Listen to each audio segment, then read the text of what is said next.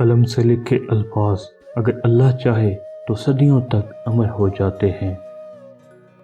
صابر لوگ جنگ کا انتظار کرتے ہیں اور جب کوئی ان سے جنگ کرنے آتا ہے تو اس کا سامنا کرتے ہیں۔ جنگ سے پہلے اپنے حریف کو مار دینا یا بھگا دینا بزدلی ہے۔ عیاری ضرور ہوگی مگر بزدلی ہے۔ بہادری مقابل کا سامنا کرنے کا نام ہے۔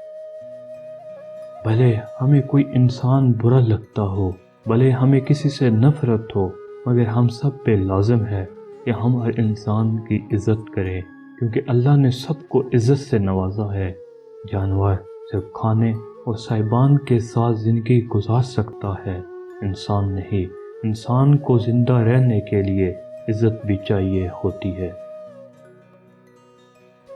سچا انسان خوشی اور غمی دونوں حالتوں میں سچ بولتا ہے، ورنہ عبادت تو منافق بھی کرتے ہیں اور اللہ کو مشرک بھی مانتے ہیں، لیکن ایمان صرف سچ بولنے سے آتا ہے۔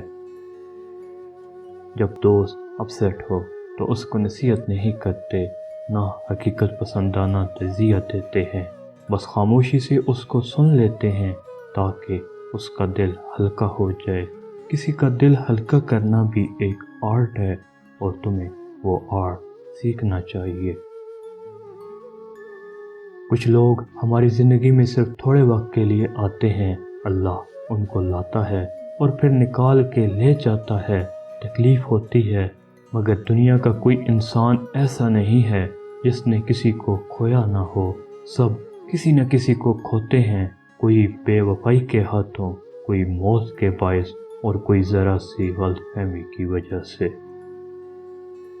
غم کا ملنا بدقسمتی نہیں ہے اور نہ ہی خوشی کا ملنا خوش قسمتی ہے۔ دوستوں کی محبت کبھی کبھی انسان کو خود اپنی حدود کو آزمانے پہ مجبور کر دیتی ہے۔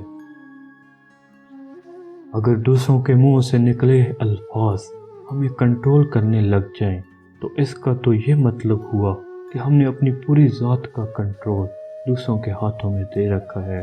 مجھے اگر مثبت انسان بننا ہے تو مجھے پہلے قدم پہ اپنے موڈ کا کنٹرول اپنے ہاتھ میں واپس لینا ہوگا۔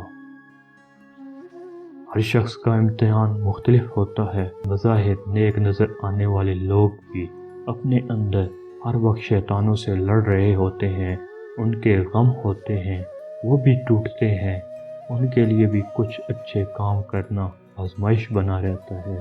کسی کے لیے پردہ، کسی کے لیے زبان کے گناہ، کسی کے لیے آنکھ کی خیانتیں اور کسی کے لیے سچ بولنا۔